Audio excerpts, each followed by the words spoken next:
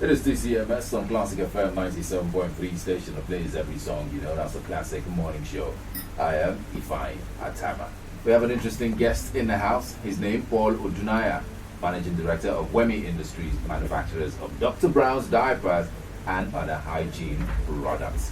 Welcome to Classic FM. Good morning. It's good to have you. What is Wemy Industries? Let's start from the very start.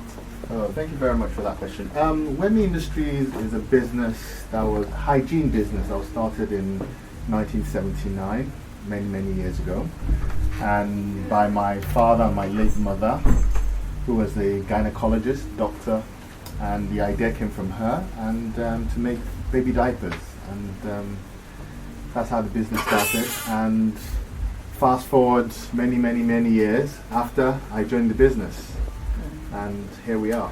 Perfect. So we make diapers, wipes, sanitary pads, all the hygiene kind of products. Yeah. Why then Dr. Brown?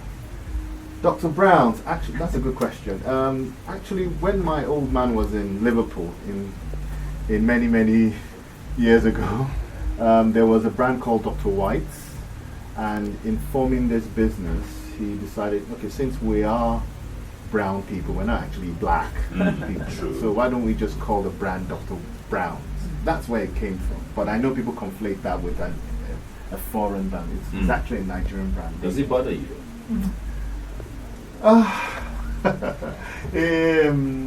It works for us because people think, oh, it's international, then it works for us commercially. Because of but the it bothers me. We have. Yeah, it works for us, but it bothers me because they can't believe that it's we always have to think anything good has to be foreign. That is why it bothers you, right? It has to be foreign. And I've walked that journey myself, thinking everything foreign is better, but I've returned back to believing that we need to, because you can hear from the way I speak, I've walked that journey, and that journey is back to how it should be. We have what it takes, right? We have what it takes. If Dr. Brown has been here, Dr. Brown is 40, right? Yeah, over 40 years. Over 40 years old. And there's this belief that anything made in Nigeria can stand that test of time. Before you know, it fizzles out. So Dr. Brown has been here for the past 40 plus years. Yeah. How has that been? It's been tough.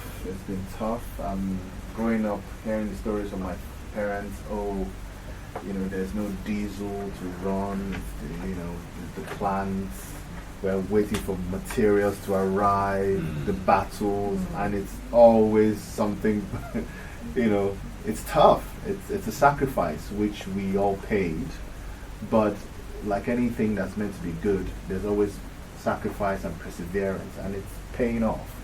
But it's cost them a lot of their years, really. My mom I lost my mom about 8 years ago. My dad is really old, and there's a lot of sacrifice.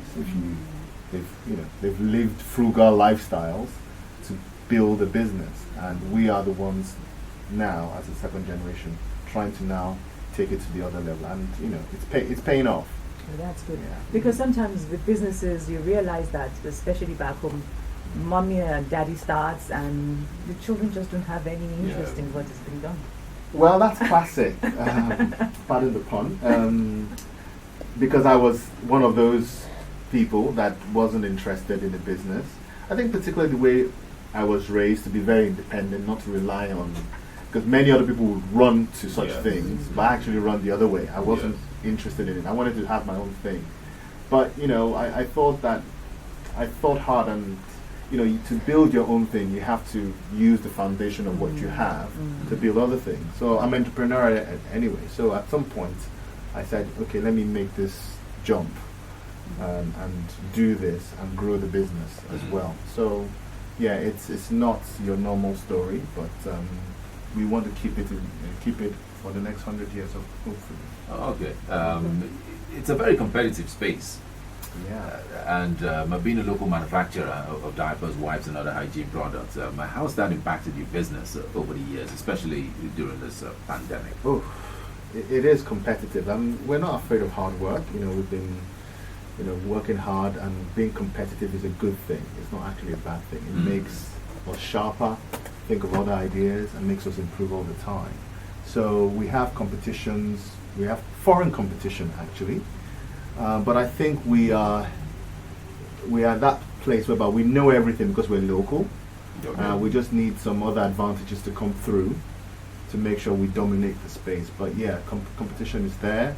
The pandemic has had some effect, good and bad, to the business in terms of getting raw materials into the country has been a bit tough.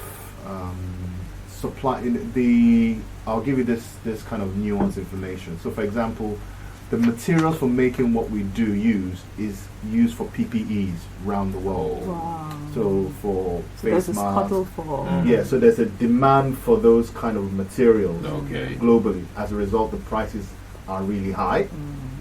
So, and there's also a shortage. But at the same time, because we're local manufacturers, there's a demand for local goods because they're readily more available than imported goods. Alright. So there's a flip side to that. So right now, the raw materials for what we use is really, I mean, we're going to be making face masks soon as well because the raw materials are the same. But yeah, it's the global supply of. We can't source some of them here. We've not. No, we can't. We've not developed that level. But hopefully, we're working on something towards that end. But we don't have it. What would you say gives you the competitive edge over your other competitors? As a business, we've got something called concentric diversification. So that means we have not just diapers, we have wipes, we have sanitary pads, we have something called underlay pads called Nightingale underlay pads, which is used for delivery in hospitals. We've got the adult diapers. We're the only adult diaper manufacturer in Nigeria. So because we have those multiple portfolio of goods, it gives us a competitive advantage. So when this one is not doing well, the other one's doing okay. When there's a demand rise for this, so we can. So it's like, is it some sort of diversification where you rely on one when the other looks like it's dipping, then when there's a wake up? Yeah, so there's that kind of, that's been going on for years. It's hard to do that, but we're constantly doing that all the time and backward integrating it all the time. And it costs a lot of money, pain. It's not glamorous because it sounds glamorous when you run a business, but it's a lot of meeting with banks, lashing. Why have you paid on time? When are you going to pay us? Those incidents happen during the lifespan of a business whereby you think you're going to lose everything. It's classic entrepreneurial lifestyle, and it's not for everyone. People think it's big boy, you wake up at your own time, you do your thing, but they don't understand the aches and the pains behind it all. Yeah, it's 24/7, Saturdays and Sundays. You're calling people, you're having meetings. It's non-stop. It's not for everybody. So I know it sounds cool for a lot of entrepreneurs out there, but it's not for everyone. Not everyone can suffer pain for a long period of time. The threshold, nobody has that threshold. Yes, not everyone can suffer. So where are your factories? Sorry, where are your factories? And you available everywhere nationwide? Yeah, our factory is in the posh part of Lagos called Ketu. Okay. It's just one factory in Nigeria. It's one factory so far. Yeah. So how do you service? Because I'm sure, how far do you go? Because you're everywhere in Nigeria. I'm sure Dr. Brown is a household. Yeah, we are pan-Nigeria. We produce in Lagos and we have distributors around the country. We have some depots around the country, in Aba, in Ibadan, and we have some big distributors. Actually, we're stronger up north. So, yeah, we're actually stronger up north. So do you think the rail system will be some sort of advantage now to actually get them transported? Because getting them, or do you usually fly them? No, there's big trucks, big trucks, trailers come into our factory, they're loaded, and they go to different parts of the country. It's standard distribution method of most FMCG businesses in Nigeria. So as an entrepreneur, overheads, how do you grapple with overheads? Because I know that is basically the vein of the issue when producing. Yeah, so overheads are just, salaries. I mean, I try not to, most of our employees are Nigerian. We don't want to have expatriates because expatriates are expensive and they get paid in dollars. So we have one expatriate. Overheads are a thing. If you're not producing, you're losing money. Especially production. Yeah, so we try to make sure we are producing all the time. The major problems is capital. Cheap capital is very hard to come by. You know, you need USD, you need all sorts. I mean, I don't want to get into the technicalities of I it, get but that, you I need get money. that. Serious, it's capital intensive. But you've stayed strong. I mean, about 4 years ago, we almost literally died, you know. So, but thankfully, federal government through the CBN intervention fund helped us a bit. But it's tough. I mean, if you go to the stories of any business that's entrepreneurial business, they have this moment whereby they're about to collapse or comatose, and it's either they recover or they die. The fire comes to test Yeah, their work. so you want people who have battled. I mean, when I employ people, I'm looking for people that have had a bit of adversity in their lives. So they can handle pressure when it comes. Yes, because that is what it is. If you can handle adversity, you are able to handle being in the manufacturing business in Nigeria. And you most likely, and I like fighters as well. Okay. I'm going deep into the because if you can't handle it, you know. You can't stand the heat. Yeah. Stay out of the kitchen. Clearly. I mean, clearly you have future plans for Dr. Browns. Can you let us in on some of it? Yeah, we are expanding at the moment, so we're going to go into. We started hand sanitizer wipes, facial. We're going to start our face mask business in September. We'll be one of the largest face mask producers in the country or in sub-Saharan Africa. I think we'll produce about 1 million pieces of face masks a day. Wow. Because the country needs it. There's a new FMCG at the moment. And we're looking into backward integration of some of these non-wovens I was talking about. Okay. But these things kind of take years. They don't take... But it's in the works. It's in the works, yeah.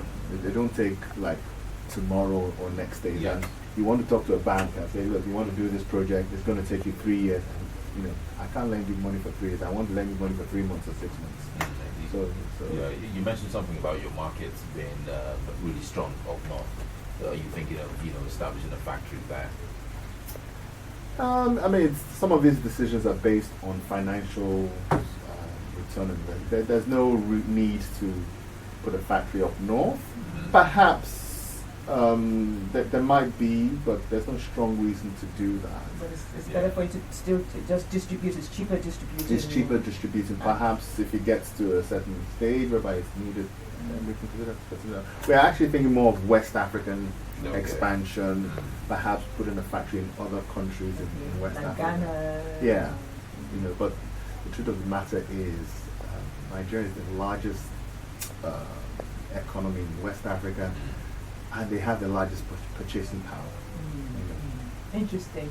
I'm quite happy about this because a lot of times you see loads of Nigerian businesses just going under, not standing the test of time. So now that Dr. Browns has made 40 years, so I guess we're toasting to 40 more years to come, or 50 more years to come. I hope so, but I would like someone else to do my job at some point, and relax a bit, because it's. I'm sure you'll pass it on. You must be training somebody, because it's all about a succession plan. Dr. Brown should have a succession plan for this to continue. Yeah, I mean, yes, succession plan is being thought through. I think what we want to do is to get to a certain size whereby we can list our business, and I could just be a shareholder. Yeah. Somebody else can. That's the best thing to do. Someone else can run it and keep it Nigerian, I think. And we don't really have many Nigerian businesses that expand away from Nigeria. I think that's the best thing to list it. It's a way to go. Well done. All right. Thank you very much, Ademola Odunaiya, Managing Director of Wemy